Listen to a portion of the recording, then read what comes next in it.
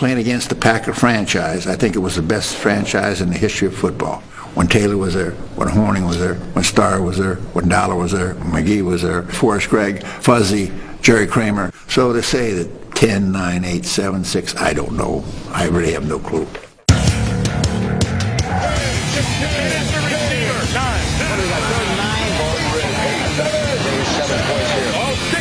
Works his tail off. 5 seconds left. 4, you dreaming? 3, 4. Number 3. Been only 2 rushes 2 weeks. 4. Today, we're counting down the top 10 greatest Packers players of all time. You're talking so many great Packers that I'm not sure a number really defines it. The Green Bay Packers, the finest football team in the world. We got to pick 10. We could take a hopper and make like 60 to try and force our way into 10. What we doing? Don't try this at home. They've had 3 real distinct periods of true greatness. The Lambeau years. The Green Bay Packers are the world champions. The Lombardi years. NFL champions for the 3rd straight year. And then the Favre, Holmgren, Reggie White years. It means more to us. With 90 seasons in the NFL and 21 Hall of Famers, it's no easy task sorting through these resumes. I mean, that's a lot to choose from. Come on, Reggie! Number 1! I don't know, man. These guys were all good guys. I mean, you're going to say one's better than the other. In our business, there is no second place. Either you're first or you're last. The Packers' history is so rich and diverse, there shouldn't be one criteria where you say you have to be a Hall of Famer or you have to win a championship. Was this person ever the best at what he did? As the only publicly owned franchise, being a Packer comes with a unique responsibility. There has to be a certain amount of class and dignity that goes into being an all-time great Packer. We've set a very high standard. In Green Bay, there is really this belief that they're all in it together. We got the Green Bay Packers here! The Packers are a reminder of what sports used to be and maybe should be. There wouldn't be any professional football without the Packers and their tradition. You only know Green Bay because of the Packers. And the number 10 Green Bay Packer of all time, Jim Taylor. Number 10. You know, I think that whoever did this rating is in the media, right? So therefore you understand that they never played the game. So they don't understand who Jim Taylor was or how he played the game. What the hell's going on out here? Number 10, Jim Taylor, is a travesty. He's one of the 3 or 4 all-time greatest Packers. He was the workhorse. He was the guy carrying the load for that team. And he pile drives his way in for the Packer touchdown. I don't know that you can put Jim Taylor high enough just from the production standpoint and really what drove that Packer offense back then. The number 1 play in our offensive category is the power sweep. Lombardi's Packers were the power sweep offense, and Jim Taylor was the guy who ran it. Jim Taylor on a power sweep. People knew what we were going to do, and we defied them to stop us, and it was just a matter of may the better man win. When I was growing up, I was a Jimmy Taylor freak. I love that guy.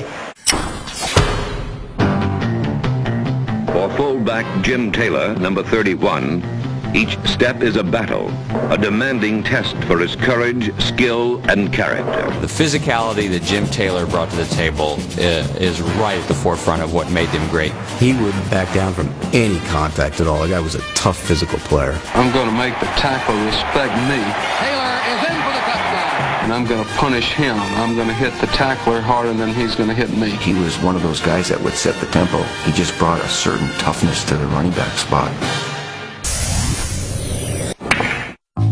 So why is Jim Taylor only number 10 on our list? His accomplishments were overshadowed by a different Jim. If Jim Brown and Jim Taylor didn't play in the same era, we would be thinking about Jim Taylor as probably the greatest fullback from that era. From 1960 to 1964, there were only 13 1,000-yard seasons. 5 of those seasons were Jim Taylor. Taylor gallops through the gap for a Green Bay score. 1962, we scored 19 touchdowns in 1 year. Nobody at that time had ever scored 19 touchdowns in a season. Jim Brown never even scored 19 touchdowns rushing the football.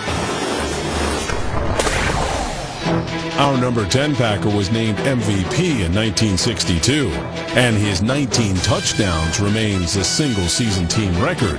But it was his role on 4 championship teams that earned him a spot on our list. If you want to think of the prototypical Green Bay Packer performance, you think of Jimmy Taylor in the '62 championship game. In single-degree temperatures, Taylor battled a brutal Giants defense led by Hall of Famer Sam Huff. Taylor is taking his lumps today. This could get personal. Taylor carried the ball a career-high 31 times and scored the game's only touchdown. The Green Bay Packers are the National Football League champions. Jim Taylor is the classic Lombardi Packer. Coming up, find out which offensive lineman is the only one to make our list. They had a number of good linemen.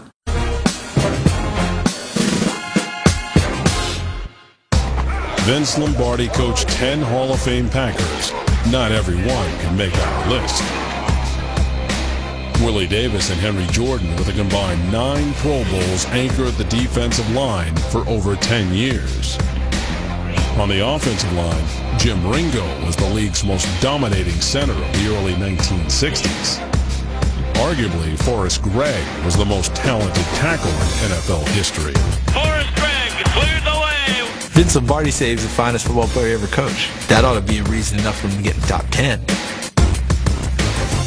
As great as these titans of the trenches were, it is a non-Hall of Fame guard who made our list. The number 9 Green Bay Packer of all time, Jerry Kramer. Jerry Kramer was a terrific pulling guard. He was a smart guy. I am Jerry Kramer. I play right guard. I've been with Green Bay for the past 10 years. He was a key player on the team of that decade, which some people would say maybe the greatest team of all time, the Lombardi Packers. When you think of the Packers of the 60s and you think of the Lombardi Packers, remember Lombardi at the blackboard. This is our play. We're trying to get us a seal here and a seal here and to try to run this play in the alley. Getting the seal was the guards. Our off guard pulls hard and he finds the first opening. And Jerry Kramer was the best at that particular skill.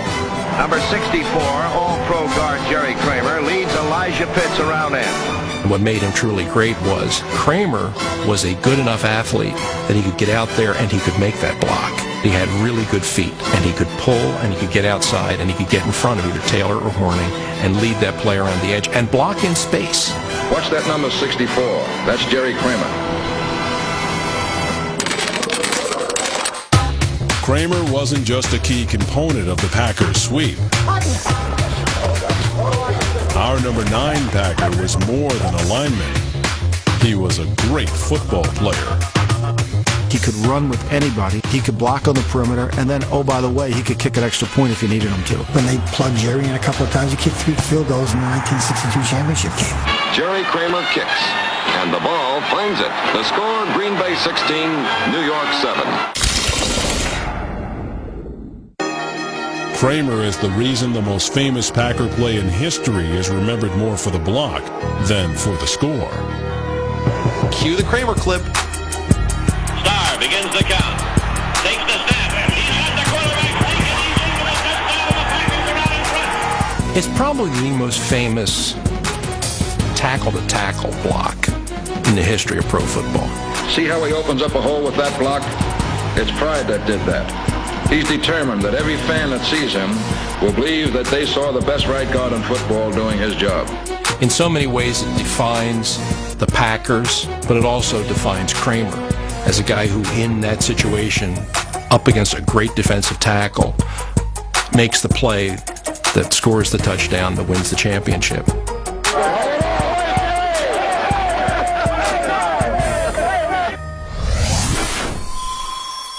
Love Jerry Kramer, but he wasn't even the best offensive lineman on those teams. There were Hall of Famers on each side of him. This was a 7-time All-Pro. When they picked the team of the NFL's first 50 years, Jerry Kramer was the guard. I think Jerry Kramer's known more for what he did after football. Jerry Kramer, the author of a book bestseller, Instant Replay, of a few years ago. It's fine. I mean, an offensive lineman that didn't make the Hall of Fame, top 10 for the Packers. I'm not going to quibble. The number 8 Green Bay Packer of all time, James Lofton. In 1978, Lofton burst upon the NFL with a combination of concentration and speed that gave him a season total of 46 catches for 818 yards. Great deep threat, awesome beard, bad teams. Really bad teams.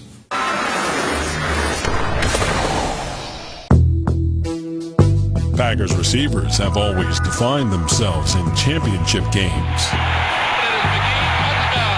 It is going to be a touchdown to Andre Rison. Touchdown, Greg Jennings! Except James Lofton. Between 1978 and 1986, he never even sniffed a Super Bowl. Lofton makes our list because despite playing on just one playoff team, number 80 was the iconic receiver of his era. James Lofton was a great receiver, and he played at a time when the Packers were not necessarily winning and getting to championship games, so for a lot of people he might be lost in translation. He was the classic, ultimate, downfield, deep threat, year in and year out. And Lofton is a 9-3 sprinter. He had 2 seasons when he averaged over 22 yards per catch. He might be the best athlete in the entire league. One thing about James Lofton you could always count on was at least one time in a game he'd catch a ball and you'd see his long stride and you see this defensive back running behind him. He still is probably one of the fastest humans in the world right now. I mean, he's going to be fast going to his grave. James Lofton has left no doubt that he is one of the finest receivers in football today. Lofton might be the most gifted athlete on our list, but he gets stuck at number 8 as a victim of circumstance. At the 45, midfield, he might be blocked. 40, 35, 30, 35, 20, 15, 10, 5, and a touchdown. You know, Lofton's a tough case because his numbers are very impressive, but I'm not sure he ever occupied people's minds nationwide. James Lofton definitely deserves to be on this list. Is he one of the 10 best Packers of all time? I don't think so. I think when you get guys like Forrest Gregg not on the list, Jim Ringo not on the list. I believe he's a Hall of Famer. James Lofton caught 532 passes for the Packers in his career and averaged 18.2 yards per catch over his entire Packers career. I'm not sure a lot of people thought of him in the way that he should be thought of. He was a big-time elite NFL wide receiver.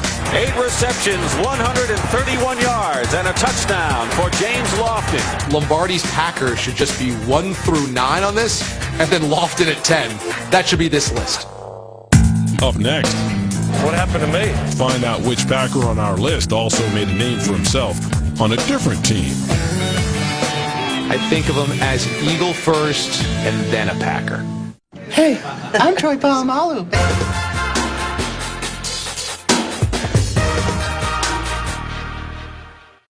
Our list of greatest Packers is just for the players. What are you doing out there? But if we did include coaches, there'd be plenty to choose from. That's the way, all right. Curly Lambeau established the franchise and its winning tradition, guiding them to 6 championships. The Green Bay Packers are the world champions. The Pack was back under Mike Holmgren, who took them to 2 Super Bowls, winning 1. Congratulations, I couldn't be more proud of this team. Vince Lombardi resurrected football in Green Bay, leading the Packers to 5 titles in his 9-year stint. Congratulations for the 2nd year in a row. 6 players on our countdown played under Lombardi, including the next man on our list. The number 7 Green Bay Packer of all time, Herb Adams. He was simply one of the finest single cover people in the history of this league. The ultimate cover corner. Herb Adderley was that guy that other teams just avoided totally. He should be even higher than where he is on this list. Beautiful save by Adderley.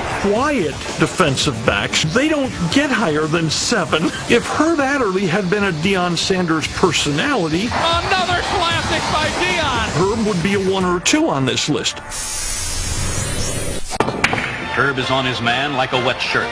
When the pass is underthrown, he's there to intercept, and it's destination goal line. The thing about Herb Adderley is, at one point, they had no idea he was going to be a corner. He didn't come into the league as a corner. The Packers drafted Adderley as a running back, but already featured a Hall of Fame backfield. The Green Bay backfield with Horning and Taylor, that was really one of the best running back combinations we've seen in the league. It didn't bode well for another running back coming into the Green Bay Packer organization.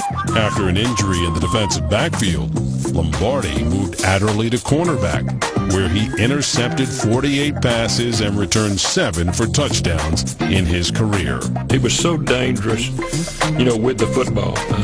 And I think that comes from his background in college of being a great running back and a receiver. I could run because I was a running back, so I used to want to get my hands on the football and take off and go the other way with it. Picked off by Herb Adderley all the way for a Green Bay touchdown. Lombardi often said after that, can you imagine if I hadn't had that injury come up and if I just kept this guy on offense his entire career, when you see how much he means to this defense. Adderley made a name for himself by stealing the spotlight on the grandest of stages. We're set for action here in the second Super Bowl game. They had been told not to throw to the right side, not to throw passes all the way at all. And in the fourth quarter, he said, what the heck, I might as well take a shot. And he threw it over there, and Herb picked it and ran it back. On 70-yard interception return. It was the first defensive touchdown in Super Bowl history. Let it go, Herb. Let it go, baby. Let it go, Herb. Nice work, Herb. Adderley won 5 titles with Green Bay, but finished his career with the Cowboys. We're champions, number 1. Dallas Cowboys. Where he played in 2 more Super Bowls, winning 1. He played in 4 of the first 6 Super Bowls. Herb Adderley, if you ask me, is kind of the Bill Russell of the NFL. This guy won 6 championships. Our number 7 Packer got bumped up on our list for staying true to the green and gold. He's legendary for basically saying he doesn't wear his Cowboys ring. When he retired, he was very clear that he's a Packer and doesn't want to be remembered as a Cowboy. I love this. For all of us Cowboy haters all across America, we would do the same thing. Oh, I want a ring with the Cowboys? Stick that in the basement, Ma. The number 6 Green Bay Packer of all time, Paul Hornung. Paul Hornung was one of the most versatile football players that ever played pro football. That's the way I would like to be remembered. He could do everything. He could run the football. Beautiful run by Paul Hornung. He could kick. He could throw the football because he'd been a college quarterback at Notre Dame. Paul Hornung has been the man carrying the mail. Hornung scored 176 points in 12 games in 1960. He averaged almost 15 points a game. He's at the 5, cuts into the end zone for the touchdown. Hornung's scoring record stood for 46 years until LaDainian Tomlinson eclipsed the mark in a 16-game season in 2006. Charger fans are witnesses to history. He just did everything. You don't see a ball player like that today. You don't see one that has the opportunity to even try all those things. The Golden Boy was the Packers' first overall pick in 1957, but it took 2 years and a new head coach to discover his value. It wasn't that anybody doubted his skills. They were wondering, what is he going to do in the pros? So along came Vince Lombardi, who said, you're my back. Lombardi created Frank Gifford in New York by sort of a halfback who could catch, run, and throw, and he said, there's my Gifford. He saw it on film before they ever played a game. I am truly amazed by the performance of Paul Hornung. He was Lombardi's pet. Hornung was Lombardi's favorite player. But he had all these extracurricular things going on, and Lombardi used to, bark and yell at him a little bit, but I think Vince really loved him. I'll bet Paul Hornung was a big reason why a lot of women started to like the National Football League. Paul was an impact player on the Green Bay Packers. He also was an impact player on half the females in the United States. He certainly had very strong leadership qualities off the football field. Come on, Roy, quit laughing, man. Quit laughing. The broads that he brought in. If you're bad on the field, and you be bad off the field with the chicks. But Coach Lombardi, in his heart of hearts, wished that he could be like that. So why isn't Hornung higher on our list? You can bet His year-long suspension in 1963 for gambling on football had something to do with it. He was the first one to admit that he knew he shouldn't be doing it, and he took it like a man, took the 1-year suspension, and came back and played far beyond that. I have a lot of problems to face this year, a lot of mental problems which will arise, and it is a big problem. I think the number one problem which we will have to just bear up under. Our number 6 Packer was a 2-time league MVP, but might not have been the best runner in that backfield. Hornung was definitely a better player than Taylor off the field. Whether he was a better player than Taylor on the field, I absolutely don't think so. His numbers do not even compare. Jim Taylor ran for 83 touchdowns. Paul Hornung ran for 50. Hornung running beautifully. Paul Hornung, to me, might have been one of the more overrated players in the NFL, and I think that he might be a little high on that list. No, give me a break, man. Taylor is a 1,000-yard rusher because Hornung was that lead blocker. In the teamwork of he and Taylor, this made it all possible. Golden Boy gets what Golden Boy wants, and that's higher on this list than Jim Taylor, although Jim Taylor is absolutely upset about that. Totally ticked off. Coming up, who will be our highest defensive player? He epitomized Green Bay Packer football. We're talking about the best defensive tackle, defensive end ever.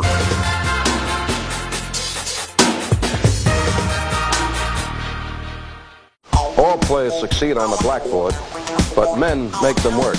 Before we continue our list, let's take a look at which men earned a spot so far. Watch the hair.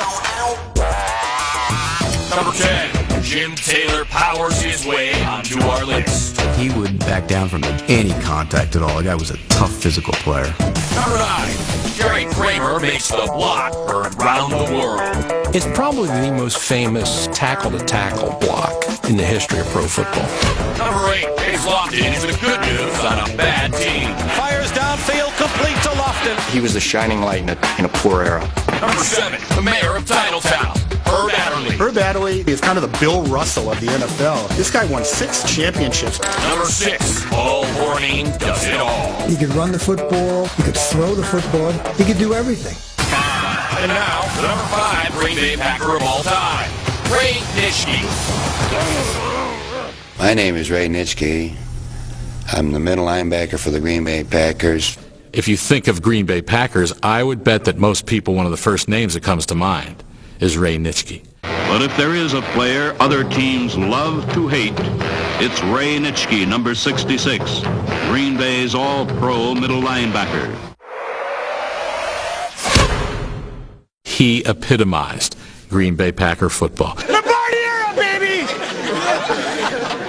The pictures of him are legendary with his teeth missing, and he's just the epitome of 60s era tough guy football. His threatening appearance and nasty temperament once caused Los Angeles columnist Jim Murray to write, "The Green Bay Packers came here by jet, but Ray Nitschke just rode his broomstick." Came out of Chicago. He was a tough guy from a tough neighborhood. He got in trouble off the field. My parents died when I was very young, and I think I took it out on the neighborhood kids, and I was always fighting and getting in the entanglements with the other kids who were in the neighborhood. He would snarl at you if you got too close. Come on, Magoo!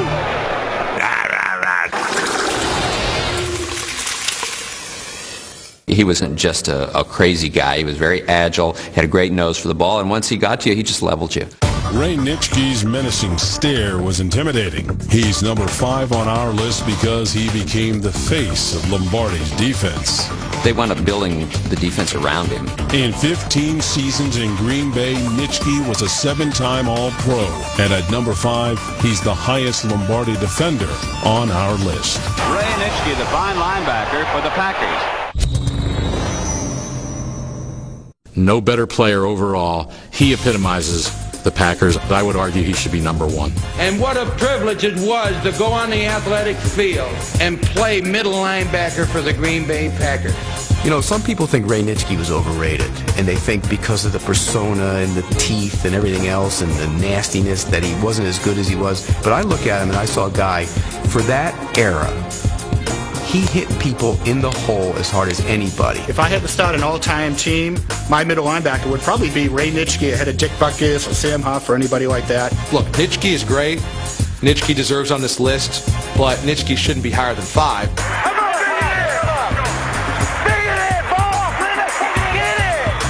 I'm just not going to be the guy to tell him that. Sorry. You go tell Ray he's not higher on the list. The number 4 Green Bay Packer of all time, Reggie White.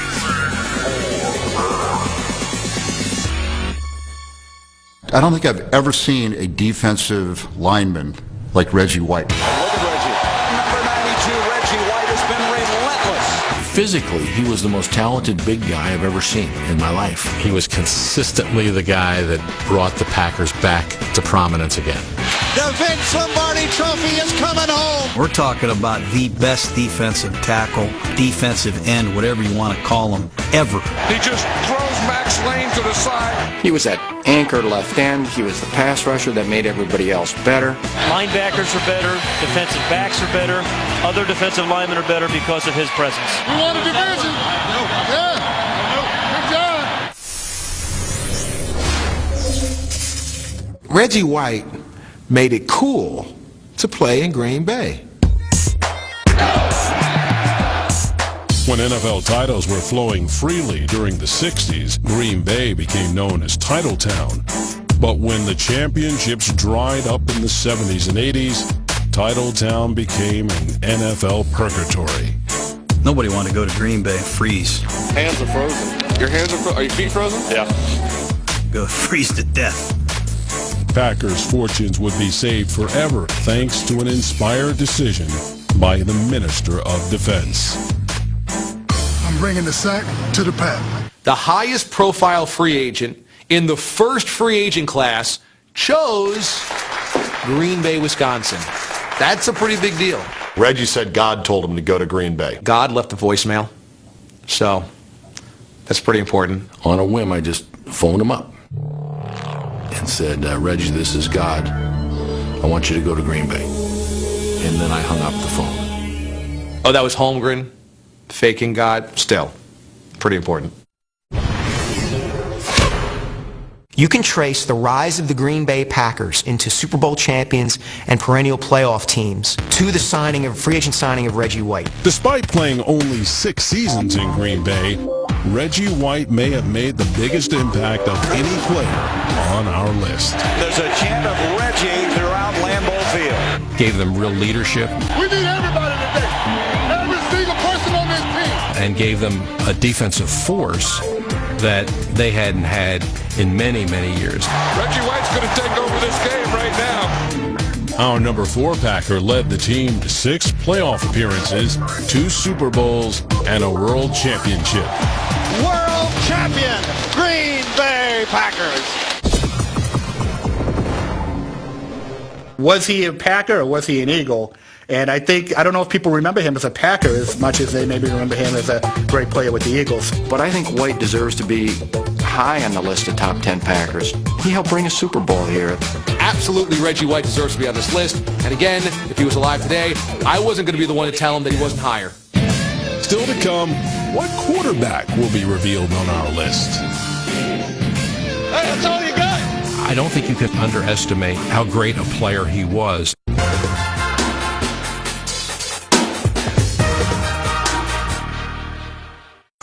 Being a successful quarterback in Green Bay means more than just looking the part. Quarterback stance should be as comfortable as possible, with the feet spread approximately the width of the shoulders. Len Dickey held the position for 9 years, passing for 133 touchdowns, but only made the playoffs once. He's sort of lost in football history. Had some really good years in the NFL. Would never be considered a great quarterback. Don Majkowski led the NFL with over 4,300 passing yards in 1989, but lost his job 3 years later. If you get hurt and Lou Gehrig or Brett Favre replaces you, you better look for a new team. Aaron Rodgers was named the MVP of Super Bowl 45 and just barely missed making our list. We need some time here, guys. A little breathing room here. We're like 14 seconds after he just won the Super Bowl. But no quarterback won more championships in Green Bay than our number 3 Packer.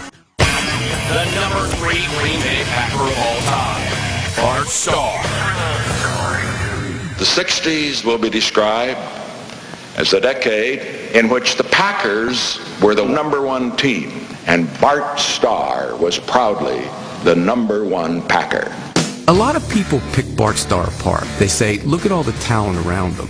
But Bart Starr knew exactly what Lombardi wanted. Every player must go all out on every play. He knew how to call the game. He knew how to be a leader. It was, what does the coach need me to do? What's the precision this offense is going to operate under? And how are we going to win games? That's the object of football. It's win the game. The difference this afternoon was the passing of Bart Starr. I'm Bart Starr. I was a 17th round draft choice of the Green Bay Packers. My first year or two, Bart Starr was an unknown quantity. To me, he was like methane gas, colorless, odorless, tasteless, virtually invisible. Starr was not worth knowing before Lombardi got there. He had won just 3 games in 20 starts. He'd had twice as many interceptions as touchdowns. Took Lombardi a couple months to figure out, this guy, I can put him on the field, he's going to run my offense perfectly. A&B circle ought to be right open to the wing, see? It was a perfect combination of coach and quarterback. Defensively, they don't seem to be coming off the ball. Maybe 53 and 52, see? Yes, sir. Okay. Yes, sir. Bart Starr, statistically, wasn't the greatest quarterback of all time. He was good. So why isn't our number 3 Packer higher on the list? Even though he led the NFL in passing 3 times, something Brett Favre failed to do once, Starr never threw for more than 2,500 yards or 20 touchdowns in a single season. You may not put him in the same category as some of the dynamic players we've seen because he didn't wow you with those big statistics. Starr hitting perfectly with a quick toss. When he was quarterback, the job was different. The job wasn't to throw the ball 40 times a game. It wasn't to put up these numbers. That's not how you did it. Certainly not how you did it under Lombardi. Do you know how many 1-yard touchdown passes Bart Starr threw in his career? 1. Do you know how many 2-yard touchdown passes Bart Starr threw in his career? 1. By contrast, Peyton Manning has thrown 37 1- or 2-yard touchdown passes. How does that happen? That's not how the Packers offense worked. They didn't want to throw the ball at the goal line. They didn't have to throw the ball at the goal line. There are other quarterbacks, even in that era, who just had these dazzling numbers and everything, but, I mean, they didn't win like he did. Our number 3 Packer earned his spot on the list by winning 5 NFL championships and MVP honors in the first 2 Super Bowls. He was just terrific in the postseason. 15 touchdowns, only 3 interceptions. He completed 61% of his passes. He only lost 1 playoff game in his career. Never lost a playoff game at home. All he did was win championships. What we keep forgetting is he called his own plays. 41 quick on 3. Break. He ran that system. Even though Lombardi, put it out there, Bart ran the game. While Jerry Kramer delivered the most famous block in the Ice Bowl, it was Starr's guts that made it all happen. The NFL championship's at stake. This guy just runs his own thing. 16 seconds remaining. 17-14. I said, Coach, I can shuffle and lunge my way into the end zone. All he said in a crisis time like that was, then run it, and let's get the hell out of here. Takes the snap. He's got the quarterback taken. He's the Green Bay Packers are going to be world champions. If you miss on those things, you look like an idiot, but we were lucky enough on that one. They were top 5. Bart Starr, to me, the best big game quarterback of all time, and to me, the definitive Packer. Coming up, we address the elephant in the room. Brett Favre. Is Favre number 1 or number 2 on our list?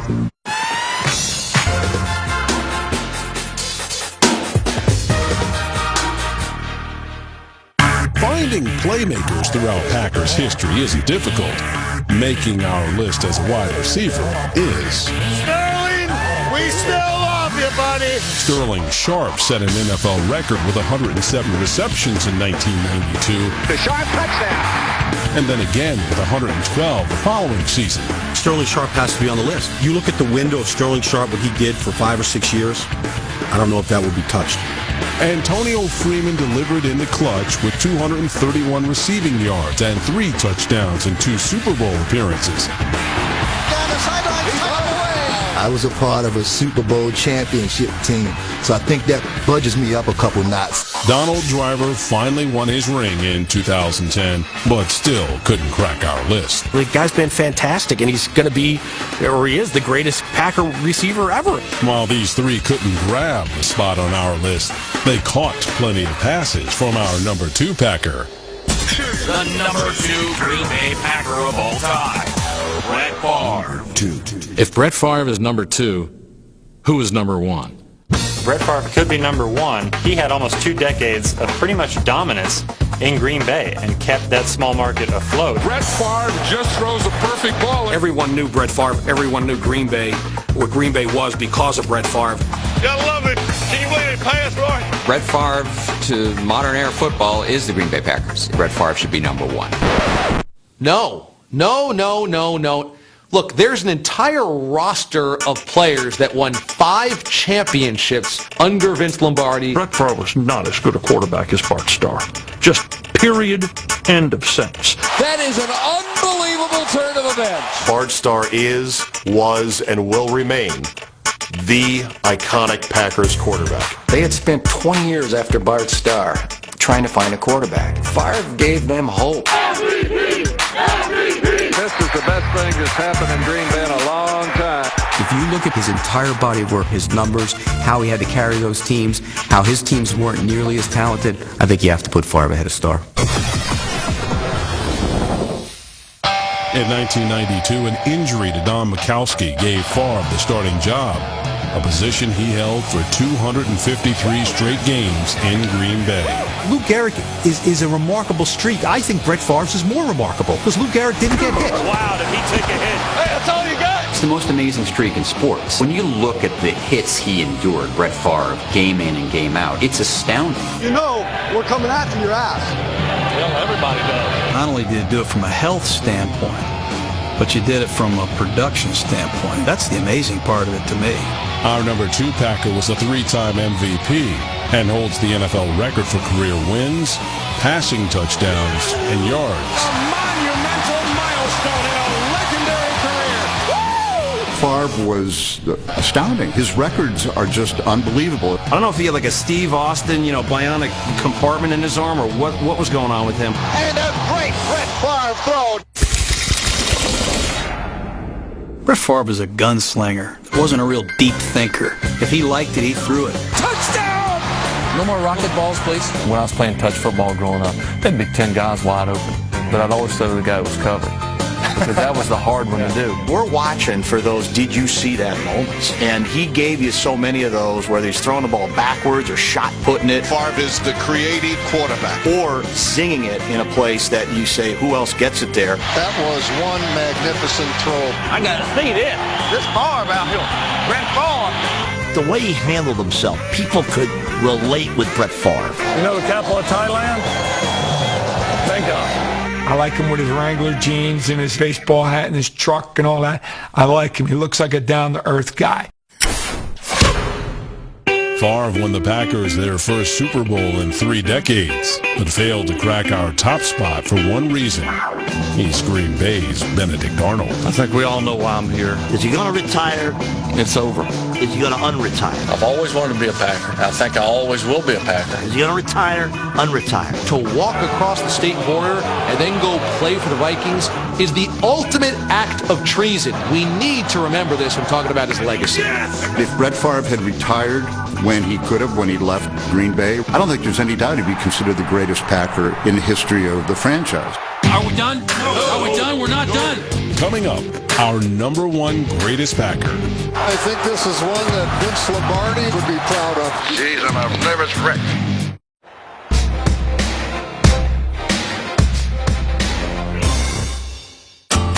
Before we reveal who is the king of Titletown, let's take one more look at the Packers' Royal Court.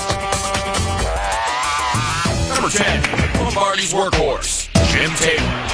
Kyle drives his way in for the Packer touchdown. He was the guy carrying the load. Number 9, Jerry Kramer pulls his way onto our list. Kramer was a good enough athlete that he could get out there and he could make that block. Number 8, James Lofton is the Renaissance man of the Dark Ages. And Lofton with a sonic catch. James Lofton was a dominant receiver. Number 7, Herb Adderley stays true to the green and gold. He's legendary for basically saying he doesn't wear his Cowboys ring. Number 6, a Golden Domer becomes the Golden Boy. Catch it to the end zone for the touchdown. Horning was Lombardi's favorite player. Number 5, Ray Ray Nitschke nashes and gashes everyone in his path. Once he got you, he just leveled you. Number 4. We need everybody today. Reggie White puts the title back into Titletown. World champion. The best defensive end, whatever you want to call him, ever. Number 3. Green Bay's North Star. Star hitting beautifully. All he did was win championships. Number 2. Sorry, Brett.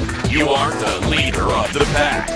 If Brett Favre is number 2, who is number 1? And now, the number 1 Green Bay Packer of all time, Don Hutson. Interesting to pick Don Hutson as the number 1 Green Bay Packer of all time. It's going to be hard for some people to accept, but it's true.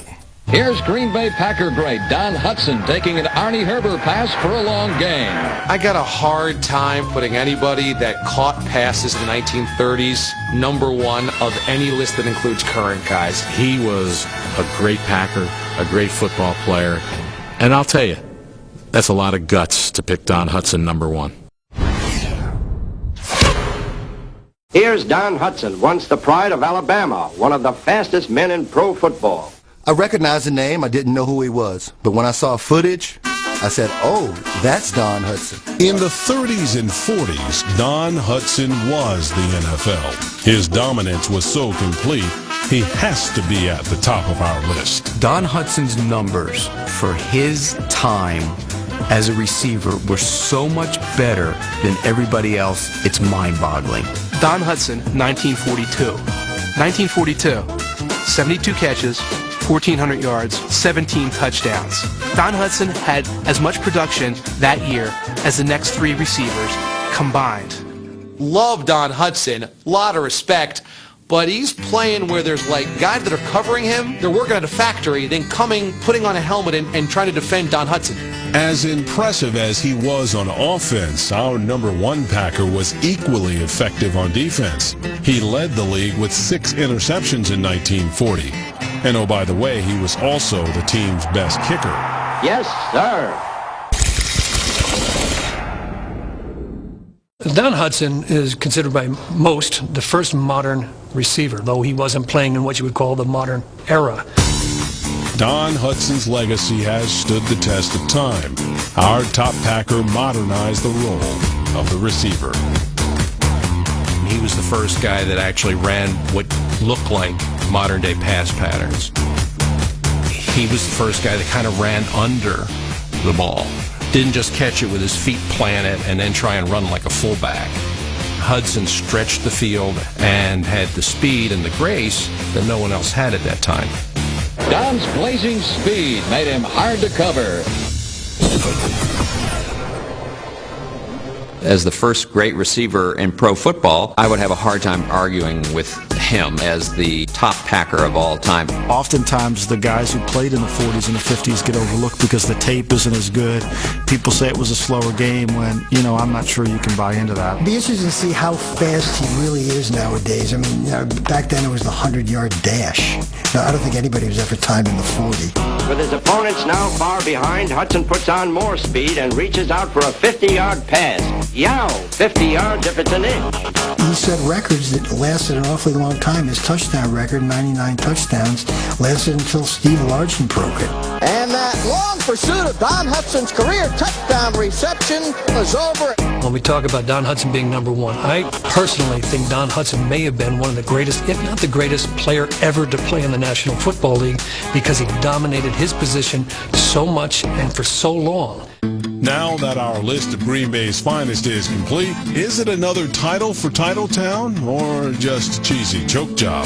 It's a puzzle to me. I did say that all the Lombardi Packers should be 1 through 9 and then James Lofton. Now I have to rethink that stance. Why do we always take 10? There's 11 on offense, there's 11 on defense. Why don't we make it the top 11? You got 11. I say that the Packer fans and the people that own stock in the Packers, I think they should be on that list of top 10s. No. In addition to Barty Smith. What? Rugged fullback Barty Smith. Yeah, why not? We kick Brett Favre off. They can't do that. I know he's got his own list. He's on every other list. Today on Top 10, all Favre, all the time. Let's kick Brett Favre off and put both Lofton and Sharp on this list. Guess who? Sterling Sharp. Barty Smith. Look it up on the internet. You'll find it.